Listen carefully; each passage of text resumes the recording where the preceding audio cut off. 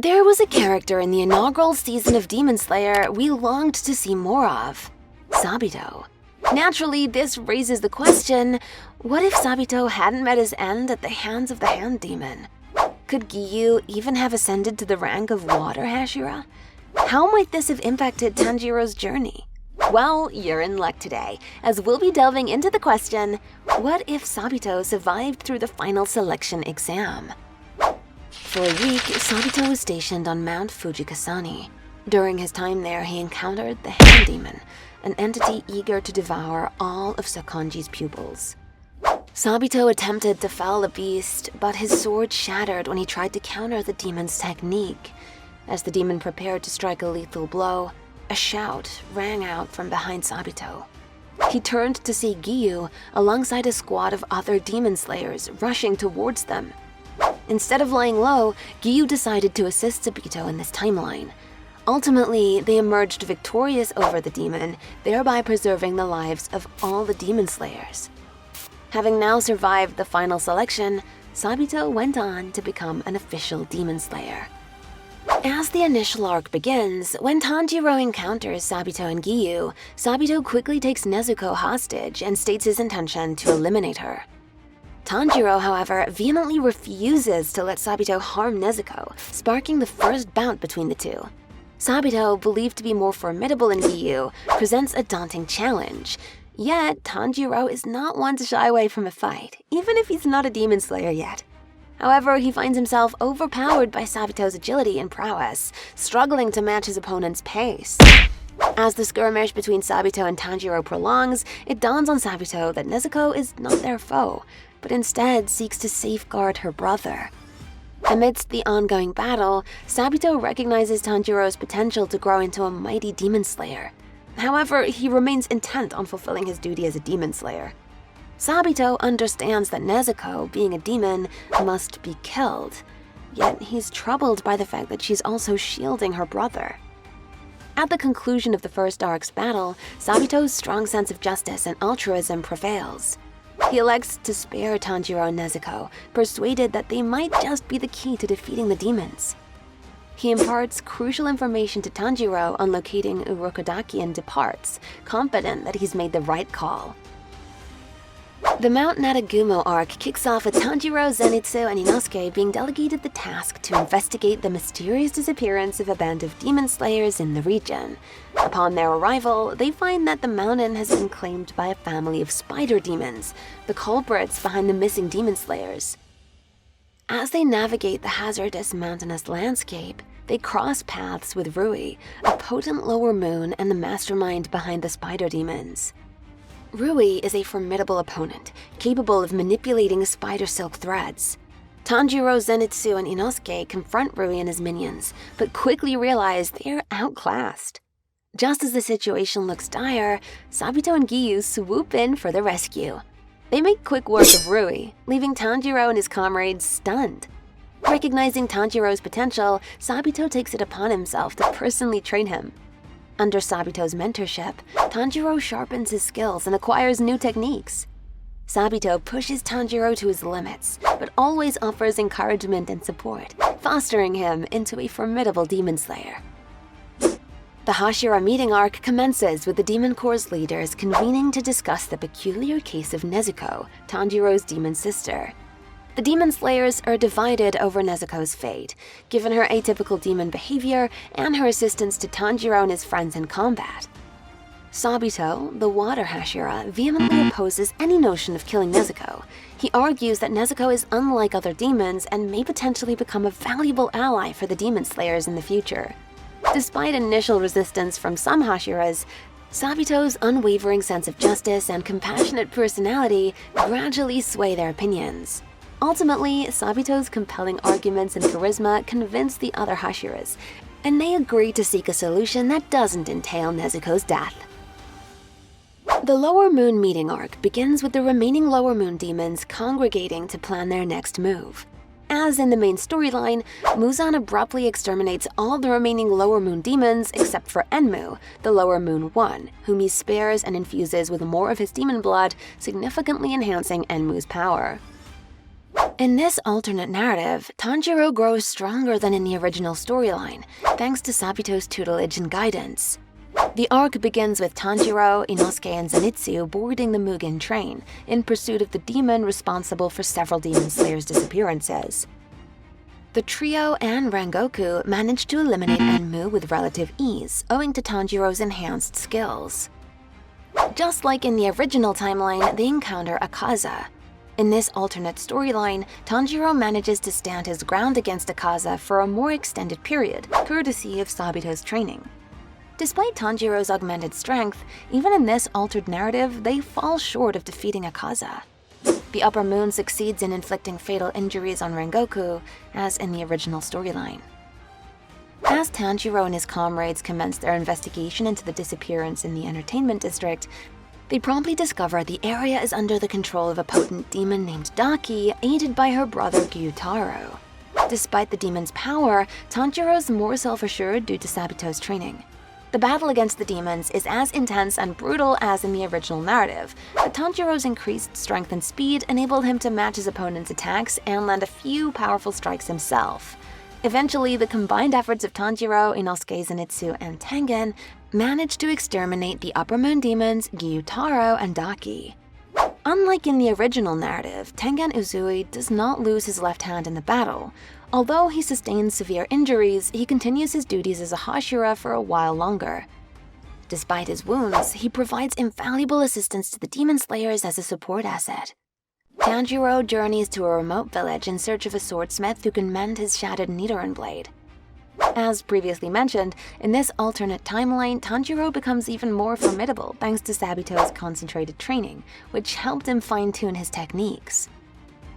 In this alternate story, the clashes between the Upper Moon demons and the Hashiras remain unchanged. The battle between Muichiro and Gyoku is intense and savage, with both contenders unleashing formidable techniques. Nevertheless, Muichiro's speed and agility give him the edge, enabling him to deliver a devastating final blow that defeats Gyoko. The mid-series confrontation against Tantengu is equally fierce. The Upper Moon demon utilizes his ability to fragment himself into multiple clones, creating confusion and launching attacks against Mitsuri. However, Mitsuri, with her love-breathing technique, along with Tanjiro and Nezuko, can discern Hantengu's true form and land a decisive blow, ultimately defeating him. The Demon Slayer Corps undertake rigorous training to enhance their skills and better combat the demons. In this alternate narrative, Sabito, along with other Hashiras, instruct the Demon Slayer Corps. The divergence from the main series primarily lies in Sabito leading the training regimen. Kagaya Ubuyashiki calls all Hashiras and Demon Slayers due to the attack on the Ubuyashiki estate. Consequently, Sanemi dashes through the forest towards the Ubuyashiki estate. To Sanemi's horror, a colossal explosion decimates the mountainside as he approaches the mansion. Following the assault on the Ubuyashiki estate, Tamayo calls out to Sabito, who's the first to arrive on the scene.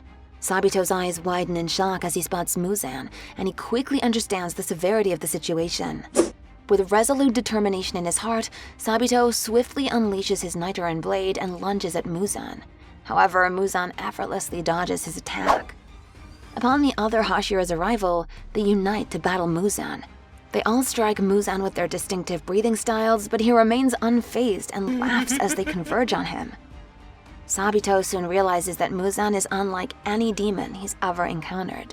Muzan asserts his superiority, declaring that he'll defeat all the Hashira. Suddenly, massive doors materialize, causing the Demon Slayers to plunge into the Infinity Castle. Muzan derides them and vows to eliminate them all, but Tanjiro asserts his intent to be the one to finish him off.